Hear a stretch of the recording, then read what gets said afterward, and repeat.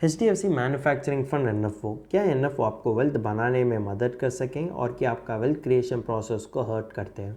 चलो ये वीडियो में इसके बारे में हम एनालाइज करते हैं। अब ये HDFC मैन्युफैक्चरिंग फंड NFO तो 10 मई 2024 तक खुला हुआ है। ये तो मैन्युफैक्चरिंग कैटेगरी में आने वाले टीमैटिक इक्विटी स्कीम होते हैं, ये तो ओपन एंडेड फंड टाइप होते हैं और निफ्टी इंडिया मैन्युफैक्चरिंग TRI इसकी बेंचमार्क की तरह उपलब्ध कर दिया जाते हैं। इसका मिनिमम अमाउंट फॉर इन्वेस्टमेंट होते हैं कि ₹100 और फंड मैनेजर का नाम होते हैं कि राकेश शीतिया।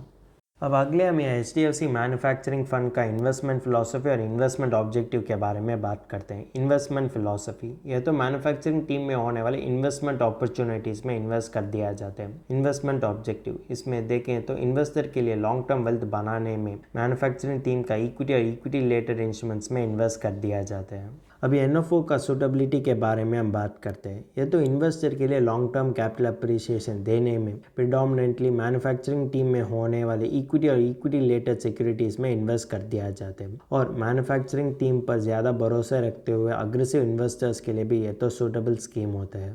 अब ये HDFC मैन्युफैक्चरिंग फंड में इन्वेस्ट करने से इन्वेस्टर के लिए क्या क्या फ़ायदा मिलते हैं, इसमें देखें तो मैन्युफैक्चरिंग टीम में होने वाले टॉप परफॉर्मिंग कंपनीज में उसका फंड तो डाइवर्सिफाई कर दिया जाते हैं और जो इन्वेस्टर्स मैन्युफैक्चरिंग टीम में इन्वेस्ट करने के लिए प्रयास कर दिया जाते हैं उसके लिए तो अच्छा फंड होते हैं। अगर मैन्युफैक्चरिंग टीम अच्छा तरीके से परफॉर्म कर दिया जाते तो उस इन्वेस्टर्स तो इन्फ्लेशन बीटिंग रिटर्न्स भी कमा कर सकेंगे, क्योंकि ये तो एक तरीके का high risk high return policy होने के कारण। और मैन्युफैक्चरिंग टीम पर ज़्यादा भरोसा रखते हुए अग्रेसिव इन्वेस्टर्स के लिए भी ये तो सूटेबल स्कीम होते हैं। प्रोस ऑफ इन्वेस्टिंग की तरफ आपको कॉन्स ऑफ इन्वेस्टिंग के बारे में भी जानकारी लेने की ज़रूरी पड़ती है। ये तो शॉर्ट टर्म इन्वेस्टर्स के लिए एक रिस्की फंड ऑप्शन होते हैं, ये तो कोर पोर्टफोलियो के लिए उतना सूटेबल फंड नहीं होते। आप एज ए इन्वेस्टर ये भी ध्यान रखना चाहिए कि सभी ग्रेट टीम्स आपको स्टॉक मार्केट रिटर्न्स नहीं जनरेट कर सकेंगे और ये तो आपका कोर पोर्टफोलियो के लिए ओवर एक्सपोजर देने के कारण आप एज ए इन्वेस्टर तो गलती इन्वेस्टमेंट डिसीजन भी ले सकेंगे और डाइवर्सिफाइड फंड से कंपेयर कर दिया जाते तो इसमें उतना फ्लेक्सिबिलिटी और डायनेमिक नेचर नहीं है।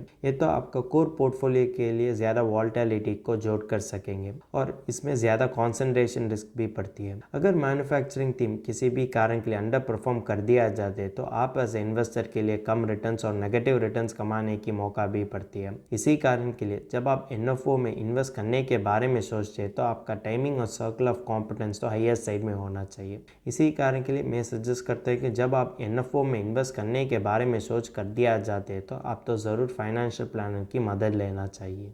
हमने अब तक HDFC मैन्युफैक्चरिंग फंड में होने वाले सभी की एस्पेक्ट्स के बारे में बातचीत कर दिया जाते हैं। अब समय आ गया कि इसका फाइनल टेक अवे देने के लिए अगर आप एज ए इन्वेस्टर इसमें इन्वेस्ट करना चाहिए और कि नहीं इन्वेस्ट करना चाहिए। अगर आप तो एक फर्स्ट टाइम इन्वेस्टर हो और कि कंजर्वेटिव इन्वेस्टर है तो आप तो बिल्कुल इसको अवॉइड करने की आवश्यक पड़ती है। और अगर आप मैन्युफैक्चरिंग टीम में इन्वेस्ट करने के बारे में सोचते हैं तो मार्केट में देखें तो अच्छा ट्रैक रिकॉर्ड होने वाले एक्सिस्टिंग मैन्युफैक्चरिंग टीम तो अवेलेबल होते हैं। अगर आपने उसमें इन्वेस्ट कर दिया जाते तो भी वही आपको फाइनेंशियल गोल्स अचीव करने में मदद कर दिया जाते हैं और ये तो आपका कोर पोर्टफोलियो के लिए उतना सूटेबल फंड नहीं होते। अगर आपको मैन्युफैक्चरिंग टीम के बारे में उतना जानकारी ना है तो भी आप तो बिल्कुल ही NFO को अवॉइड करना चाहिए। लेकिन जब आप एक इन्वेस्टमेंट डिसीजन लेने के बारे में सोचते हैं तो आप तो ज़रूर फाइनेंशियल प्लानर को अप्रोच करना चाहिए, क्योंकि फाइनेंशियल प्लानर आपको investment objective, risk profile, overlap ratio और एलोकेशन ये सब के बारे में गाइडेंस देने के कारण आप एज ए इन्वेस्टर तो सही इन्वेस्टमेंट डिसीजन ले सकेंगे। इसी कारण के लिए जब आपने एक इन्वेस्टमेंट डिसीजन लेने के बारे में सोचते तो आप तो ज़रूर फाइनेंशियल प्लानर अप्रोच करना चाहिए। अगर तुमको इस टॉपिक में और कोई अदर फाइनेंस और इन्वेस्टमेंट रिलेटेड टॉपिक में संदेह है तो हमारा फाइनेंशियल एक्सपर्ट के साथ अपॉइंटमेंट बुक कर सकता है। अपॉइंटमेंट का लिंक डिस्क्रिप्शन में दिया गया है। और फिर इन्वेस्टमेंट के बारे में और फाइनेंस के बारे में तुमको ज़्यादा बताना चाहिए तो हमारा लाइव वेबिनार अटेंड कर दीजिए। वेबिनार का लिंक भी डिस्क्रिप्शन में दिया गया है। वेबिनार एब्सोल्युटली फ्री है। इस वीडियो तुमको पसंद है तो लाइक कर दीजिए, फ्रेंड्स के साथ शेयर कर दीजिए और ज़रूर सब्सक्राइब कर दीजिए।